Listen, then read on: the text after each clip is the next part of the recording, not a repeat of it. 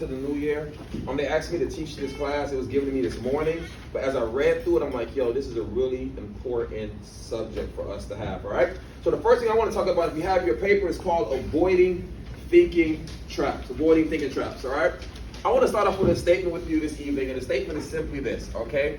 A wise man once told me, when I say a wise man, this is because I'm sharing some things that I've learned in my life that's applicable to all of us. A wise man once told me that as a man thinketh, so is what? So is he. So is he, okay? So what that statement means to me is, to help you really understand that, is I compare it to a garden. There's this man named James Allen. He wrote this, he talks about our mind is like a garden. What you put into your mind actually grows into fruit.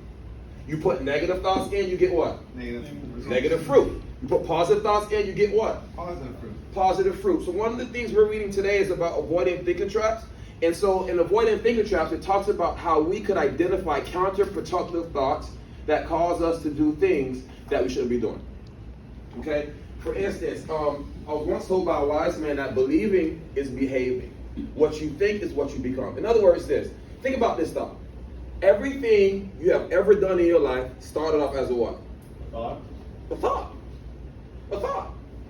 Everything you've ever done started off as a thought. In fact, if you begin to manifest a thought and think about it long enough, subconsciously, your mind starts to carry that thing out. That's why we have something called goal planning. They say, write your goals out on paper and read it every day. Because after a while, you read those goals become a reality. Subconsciously, you begin to walk in that direction. So what this thing is telling us is that so many of us have a lot of things that we want, but we have the same old thinking that leads to the same negative habits. Think about that, okay? I counsel a lot of people for a living. Outside of here, I'm a chaplain for a big facility, spiritual care director. I do it in a hospital as well, hospital setting. I'm the chaplain for plantation police and fire department. So many times I counsel people and they come to me and say, Chaplain, I'm really trying to do things differently. I'm really trying to get my life together and go in a different direction, but I don't know what's wrong. I keep getting stuck. And the question I ask them, and I usually ask them is, all right, so what are you willing to do differently? Are you thinking differently? You see, we want different actions, but we don't want to change our thinking. You can't change your actions and set these goals if you're not willing to change your thinking, because it's called insanity. The definition for insanity is simply this: doing something over and over again and expecting different results. Think about that. Like, you want different results. We all want to be better. Anyone here desires to be the same? Raise your hand. What was the question, sir? Anyone here desires to stay the same as they were last year? Look right around. Do you see the commonality? Every person in here desires to do something different from last year. And one of the things you have to ask yourself if you want to better this year is, how is your thinking different from this year as it pertains to your thinking from last year? So on this handout, you have some things, and it says this, okay? Thinking traps are overly rigid patterns in thinking that can cause us to miss critical information about a situation or individual. Your boss sends you an email that says, come see me. So even myself, I'm big on this, of always thinking about the negative thoughts. Like, I'm at work, whenever my executive director calls me and says, Barnabas, I need to talk to you. I'm like, oh my God, what did I do now? Anybody else like that? When someone said I need to talk, like, I hate it when someone's on the phone with me, especially a chick. I'm single, by the way. Okay? Especially when chicks on the phone, you're talking, and she's like, yo, I really got to tell you something, but I just want to tell you in person. I'm like, yo, tell me now. Are you crazy? Like, yo, you gonna leave me hanging like that? Because I automatically think like, yo, me and Shorty done. It's over. I say that jokingly to you guys, but the serious, but truth be told, but when you start to have these type of thoughts and these thinking, it begins to affect you. Like, it affects your physical health, it affects your mental health, it affects your productivity. Because even myself, when I start thinking these thoughts and I get in these situations, I'll stop and I think these thoughts, it cripples me. Anybody agree with that? Like, when you start thinking these thoughts, you become crippled. Like, when you tell me something, I need to talk to you later, my boss tells me that, I can't do nothing else. I can't focus, I can't move forward, I become at a place of a standstill, and now I'm unproductive. So in this MRT skill, it says this. It says, I'm reading from this paper, you guys all have this handout. It says, avoiding thinking traps helps to build mental agility.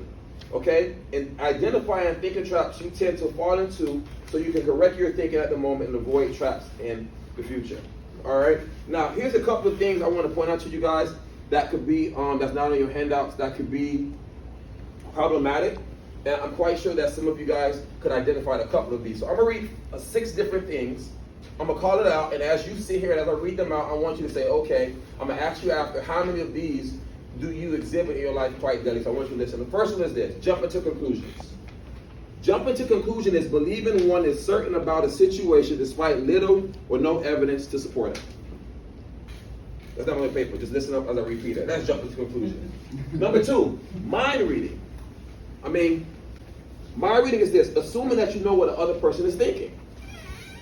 We tend to have this way of thinking, like, again, I told you when I'm in a situation, someone said, I'll talk to you later. I automatically think it's negative. I know what they're going to talk to me about. What did I do? Instead of just asking the critical questions, we assume something and we become the fool.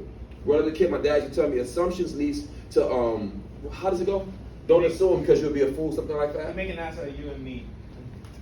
Don't assume because I'm a chaplain, you know. You're good. No, that's it, right? I can't say the A word, but what he said, right? And the other third one is me, okay? There are some people that I counsel on a regular who feels like they're the sole problem. They're the sole problem to everything that happens to them. It's all about me. I did it. This is my fault. It's me. And that even themselves is problematic. Negative thinking. Me. All right, that's the third one. The fourth one is them. They're pointing the finger at everybody else. It ain't my fault. See, the reason why this happened is because he said this or she said that. You know, one thing I respect more than anything is a person who's able to own their mistakes, not through me, but able to say, you know what, this happened not because someone else did something, because this is what I'm a product of my thinking. And when you are able to avoid the thinking trap, it gives you the ability to stop, analyze your thinking and where you're going, and change direction. So many of us allow our mind to sit in the driver's seat, our subconscious mind to sit in the driver's seat and dictate our action without allowing our conscious mind to sit in that seat. Okay? In his book, The Power of the Subconscious Mind, an author once said that a lot of our thoughts, a lot of our depression, anxiety, and worry comes from us thinking about things in the past and the future. Okay? When you think about your past failures, your past mistakes, it brings you sadness, depression, all those negative emotions. When you think about the future, it brings you what? Anxiety, worry, anxiousness. But when you live, so when you think about when you live in the future, your future thoughts, all right, it brings anxiety, worry, stress. Okay. When you think about the past, it brings depression, it brings sadness, it brings all type of these negative emotions. But think about this: what if we decided to live in the present? What if we decided to live in a conscious state instead of the subconscious state? Your subconscious mind always dwells on the past and the future. Your conscious mind always dwells on the now. So when you allow your conscious mind to sit in the driver's seat, you're living in the now. You see, like right now, as we sit here right now, no one in this room has a problem. Are you hungry? Negative, sir. Are you hungry? Are you? You need anything right now? Are you hungry? Do you need anything right now? Are you hungry? Do you need anything right now? Now, if I ask you, okay, when you leave here today, you got a lot to deal when I get out of here, sir. Because this is the pattern of negative thinking. It lives in the future. It lives in the past. And you have to allow, again, you have to allow your conscience to sit in that seat and always be aware of your thinking pattern. Because your emotions are linked to your thinking. Think about that. Like, your emotions, when you're angry, when you're sad, when you're depressed, is not linked to your ankle or your toes or your hands or your arms. Linked to this. Your mind is the most powerful part of your body. It is the CPU. It controls every emotion that you feel. It controls everything that you do. Think about that. If you are able to literally stop your mind from thinking negative thoughts and you get in the driver's seat, how different your life would be. How much joy you would experience on a regular. So that's why this lesson is telling us to avoid these thinking traps, because these thinking traps are toxic, okay? It says optimal performance requires you to avoid thinking traps. So let me just summarize up instead of reading this paper. Let me just say this to you guys. Be very mindful of how you think. Be very mindful of how you think. It will make you or it will break you. A lot of what you go through is a product of your thinking. A lot of what you feel is a product of your thinking.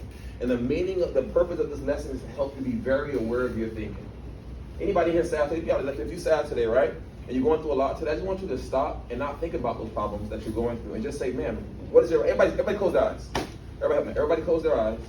Close your eyes. And I just want you to breathe. Close your eyes right now. And, matter of fact, stop. Let me explain it before I have you do this. This is in a book called The Power of the Now. If you never read The Power of the Now, you definitely should read it. It's by Eckhart Tolle. And he talks about it. He says it's a exercise that he does. He says, when you close your eyes, I want you to watch the thinker. I want you to watch your subconscious mind. He says, when you watch your subconscious mind, when you watch it, when you listen to your subconscious mind and what it's thinking, it's going to stop thinking. If you ever want to shut your subconscious mind off, just stop and listen to what you're thinking, and it will just stop immediately. Think about that. Any negative thought you have, just stop, become aware, and it's going to stop thinking. So I want you to close your eyes. Repeat that. Okay, so when you are able to watch because your subconscious mind is so powerful and it dictates your body and what you're doing and what you're going, Agreed. a lot of what we feel, a lot of what we go through is linked to our subconscious mind and not our conscious. Okay, I told him earlier, the conscious lives in the now, the subconscious lives in the future and the past.